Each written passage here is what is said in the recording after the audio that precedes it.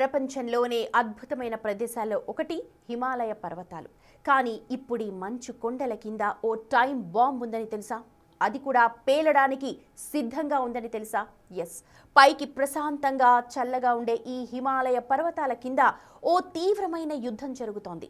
ఖండాలను చీల్చే tectonic ప్లేట్ల మధ్య రాపిడి ఇప్పుడు టెన్షన్ పెంచుతోంది.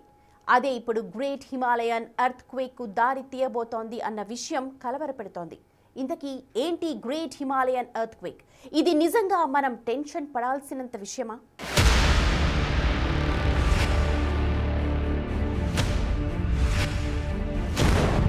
హిమాలయాలు డేంజర్ బెల్స్ మోగిస్తున్నాయా?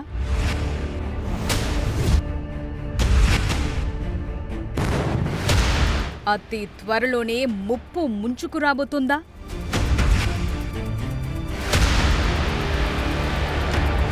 హిమాలయాల కింద ఉన్న టెక్టానిక్ ప్లేట్స్ కదలనున్నాయా?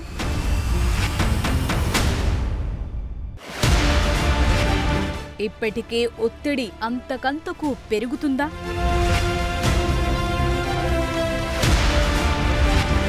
ప్రశాంతంగా నిర్మలంగా కనిపించే హిమాలయాలు ఇప్పుడు నివురుగప్పిన నిప్పులా మారాయంటున్నారు సైంటిస్టులు. రీసెంట్ గా జపాన్లో 7.6 తీవ్రతతో జపాన్ను వణికించింది కదా. ఇప్పుడు భూకంపం తరువాత అందరి చూపు హిమాలయాలపై పడింది. మన దేశానికి ఉత్తరాన ఉన్న హిమాలయ పర్వతాలు మన దేశానికి ఓ పెట్టని కోట. కానీ ఇప్పుడిదే మంచుకోట కొత్త ప్రమాదాన్ని సృష్టించబోతుందని చెప్తున్నారు సైంటిస్టులు. హిమాలయాల కింద ఓ టైం బాంబ్ ఉందని, అది ఎప్పుడు పేలినా భారీగా జన ఆస్తి నష్టం తప్పదని అంటున్నారు.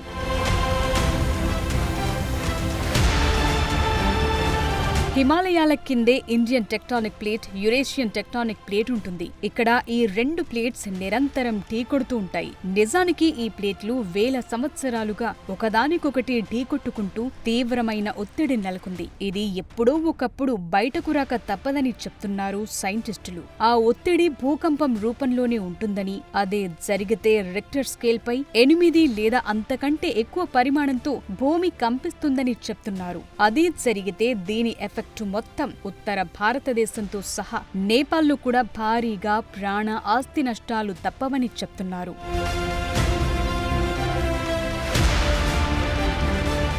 ఇటీవల జరిగిన దేశ భూకంప రిస్క్ జోన్ల మ్యాపింగ్ మరో కొత్త విషయాన్ని వెలుగులోకి తీసుకొచ్చింది. భూకంప జోన్ రూపురేఖలను బ్యూరో ఆఫ్ ఇండియన్ స్టాండర్డ్స్ తాజాగా సవరించింది. అత్యధిక రిస్క్ తో కూడిన జోన్ 6 ను కొత్తగా ఏర్పాటు చేసి హిమాలయ ప్రాంతమంతటిని దాని పరిధిలోనే చేర్చింది. ఈ నిర్ణయం తరువాత మంచుకొండల్లో ఓ పెను ముప్పు ముంచుకొస్తుందనే ప్రచారానికి మరింత బలం చేకూరింది.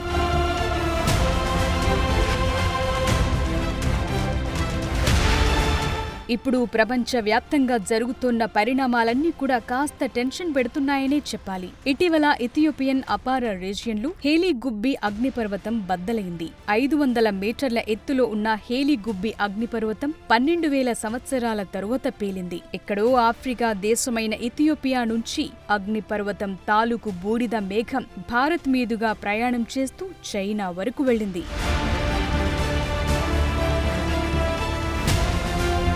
ఇప్పటికీ Pacific ring of fire active గా మారింది.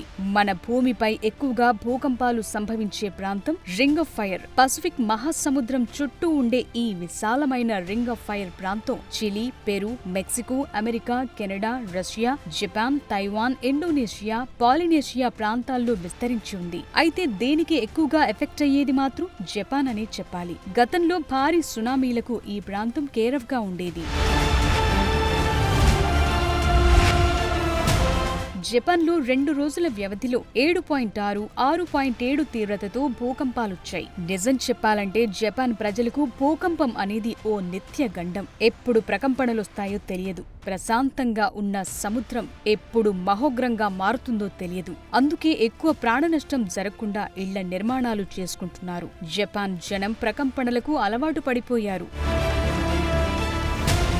ప్రస్తుతం జపాన్ను మెగాక్వేక్ టెన్షన్ పడుతుంది. రిక్టర్ స్కేల్ పై తీవ్రత 8 దాటితే దాన్ని మెగాక్వేక్ అని పిలుస్తారు. మెగాక్వేక్ వస్తే నష్టం ఏ స్థాయిలో ఉంటుందనే విషయంపై జపాన్ ప్రభుత్వం ఇటీవల అంచనాలు వేసింది. ఒకవేళ సముద్ర తీరంలో చీలిక సంభవిస్తే మాత్రం దాదాపు 2 లక్షల మంది ప్రాణాలు కోల్పోయే ప్రమాదం ఉంటుందనేది అధికారుల అంచనా.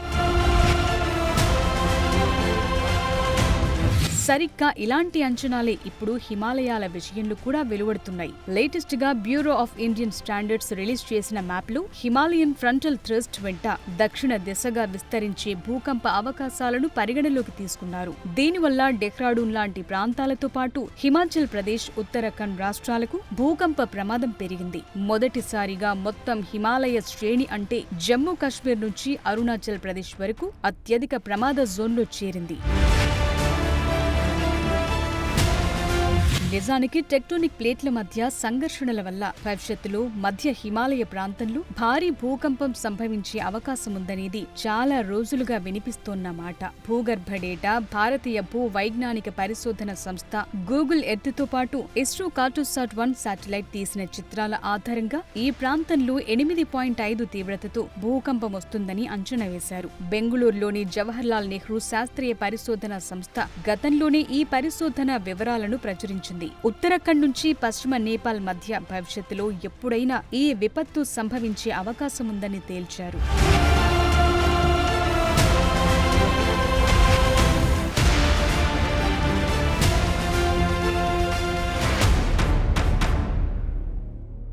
ఈ మంచు కొండల్లో ప్రకంపనాలు కొత్తేమీ కాదు. కానీ ఇప్పుడు సైంటిస్టులు ఇస్తున్న వార్నింగ్స్ మాత్రం అంత లైట్గా తీసుకునేటట్టు కనిపించడం లేదు.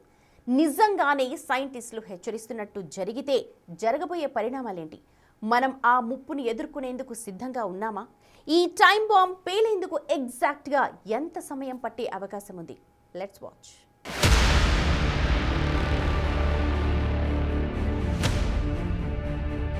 హిమాలయాలకు భూకంపాలు, అందులోనూ భారీ ప్రకంపనలు నిజానికి కొత్తేమీ కాదు. 1934లో ఏకంగా 8 తీవ్రతతో సంభవించిన భూకంపం బీహార్ మీదుగా నేపాల్ దాకా ఓ బీభత్సం సృష్టించింది. ఇక లేటెస్ట్ గా చూసుకున్న 2015లో నేపాల్లోని హిమాలయన్ రీజియన్లో 7.8 తీవ్రతతో వచ్చిన భూకంపం అక్కడ భారీ జన, ఆస్తి నష్టాలకు కారణమైంది. ప్రస్తుతం హిమాలయ ప్రాంతంలో 54 ఎర్త్క్వేక్ అబ్జర్వేటరీలు కూడా ఎప్పటికప్పుడు హిమాలయన్ రీజియన్లో భూకంపాలను పర్యవేక్షిస్తున్నాయి. ఈ రీజియన్లో రికార్డ్ స్థాయిలో భూకంపం 1255లో వచ్చింది. అప్పుడొచ్చిన భూకంపంలో నేపాల్ రాజ్యం 1/3 నశించినట్లు తెలుస్తోంది. అలాగే జూన్ 1505లో ఒక భూకంపం దక్షిణ టిబెట్లో విధ్వంసం సృష్టించింది. అదే ఏడాది జూలై నెలలో మరో భూకంపం ఆఫ్ఘనిస్తాన్లోని కాబుల్ను అతలాకుతలం చేసింది. 1555లో భారత్లోని శ్రీనగర్లో వచ్చిన భూకంపం వందలాది మందిని బలి తీసుకుంది. ఇది ఈ రీజియన్లో వచ్చిన భూకంపాలకు సంబంధించిన మొదటి చారిత్రక రికార్డ్. ఒక్కసారి చరిత్రలోకి వెళితే కొన్ని కోట్ల సంవత్సరాల క్రితం భూమి మీద ఖండాలు ఇప్పటిలా ఉండేవి కాదు. అన్నీ కలిసి దగ్గరగా ఉండేవి. దాన్ని పాంజియా అని పిలిచేవారు. ఈ ఖండాలు క్రమంగా ఒకదానికొకటి దూరంగా జరుగుతూ సుమారు 15 కోట్ల సంవత్సరాల క్రితం 2 మహాఖండాలుగా విడిపోయినట్లు తెలుస్తోంది. ఈ మహాఖండాలే గోండ్వానా ల్యాండ్, లారేసియాగా ఏర్పడ్డాయి. అయితే ఇప్పటి భారత భూభాగం ఒకప్పుడు గోండ్వానా ల్యాండ్ లో ఓ చిన్న భూపలకంలా ఉండేది. అది లక్షల సంవత్సరాల పాటు అలా నెమ్మదిగా జరుగుతూ ఇప్పటి ఆసియాలో మరో భూఫలకాన్ని గట్టిగా ఢీకొట్టడంతో హిమాలయాలు ఏర్పడ్డాయి. ఆ స్థానంలో గతంలో తెసిస్ సముద్రం ఉండేదని చరిత్ర చెప్తోంది. అయితే ఈ భూఫలకాల మధ్య ఘర్షణ ఇప్పటికీ నిరంతరం కొనసాగుతూనే ఉంది. ఆ ఘర్షణ పుణ్యమే ఈ భూకంపాలు. సాధారణ భూకంపాలతో పోలిస్తే హిమాలయాల్లో ఏర్పడే భూకంపాల తీవ్రత ఎక్కువగా ఉంటుంది. అందుకే మనం ఏ మేర ప్రిపేర్ అయి ఉన్నామనేది ఇప్పుడు ముఖ్యమైన విషయం. ఈ విషయంలో జపాన్ తరువాతే ఏ దేశమైనా అని చెప్పాలి. ఎందుకంటే భూకంపాలకు భయపడి బతకటం కంటే వాటి నుంచి తప్పించుకోవటానికి ఏం చేయాలనే దానిపైనే ఎక్కువగా ఫోకస్ చేస్తారు అక్కడి ప్రజలు. చిన్నప్పటి నుంచే పిల్లలకు ఎర్త్క్వేక్స్ పై పాఠాలు చెప్తున్నారు. డ్రిల్స్ నిర్వహిస్తూ అవగాహన కల్పిస్తున్నారు. ఉన్నట్టుండి అలార్మ్స్ మోగించి వెంటనే విద్యార్థులందరూ బెంచ్ల కింద దాక్కోవాలని చెప్తుంటారు. ఏదో రెగ్యులర్ ప్రాక్టీస్ అక్కడ.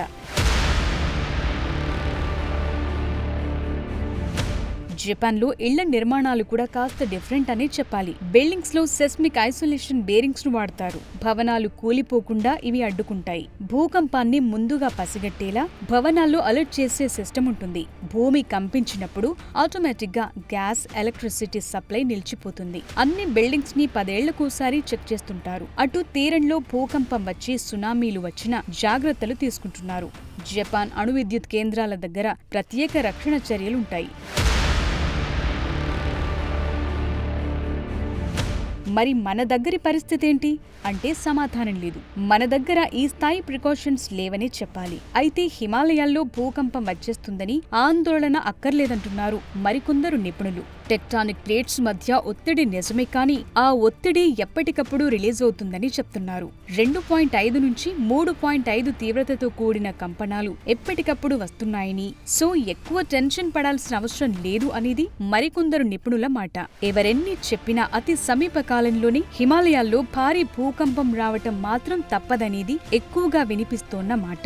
మరి ఈ టైం బాంబ్ ఎప్పుడు పేలుతుందనేది ఇప్పుడు ఇంట్రెస్టింగ్ గా మారింది.